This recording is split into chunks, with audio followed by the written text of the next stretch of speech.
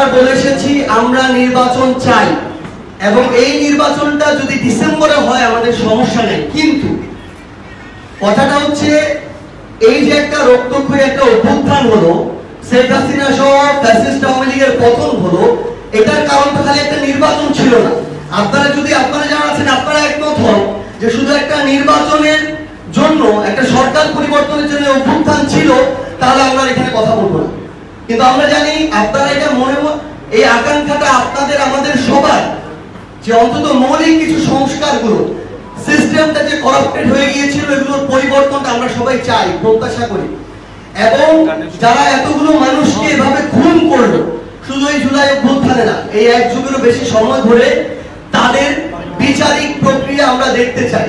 হয়তো প্রত্যেকটা মামলার দৃশ্যমান বিচার এই অল্প সময় হবে না, কিন্তু আমরা অন্তত যে প্রধান যে কালপ্রিট গুলো ছিল, খুনের গণহত্যার যারা নির্দেশদাতা ছিল, ওই রকম যদি খুনি হাসিনা, কামালের মতো যারা স্বরাষ্ট্রমন্ত্রী ছিল, ওই আরাফাতের মতো যারা আইসিটি এরকম বিভিন্ন জায়গাগুলোতে ছিল, পরকের মতো যারা ছিল, এইরকম অন্তত 10, 15, 20 জনের আমরা যদি বিচারিক রায় এবং সেটা কার্যকর দেখতে পারি, তাও আমরা আস্থা রাখতে পারবো যে আগামীতে এই বিচারিক প্রক্রিয়াটা এগিয়ে যাবে।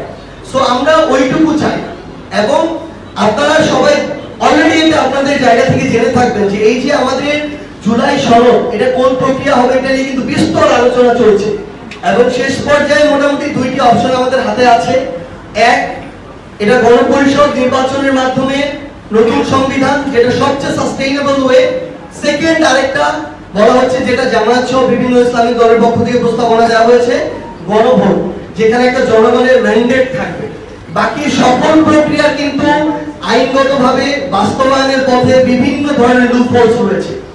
সো আমরা আমাদের জায়গা থেকে স্পষ্ট করে আবার বলি, ফেব্রুয়ারি কেন, তার আগে নির্বাচন হলেও আমাদের সমস্যা নেই, কিন্তু আমরা এই মৌলিক সংস্কার, আমরা দৃশ্যমান বিচার, অন্তত যতগুলো মানুষের আকাঙ্ক্ষা ওই কয়েকজন মানুষের আমরা দৃশ্যমান বিচার এবং এই জুলাই সনদ, এটার আমরা আইনগত ভিত্তি চাই গণপরিষদ নির্বাচনের মাধ্যমে নতুন সংবিধান করে।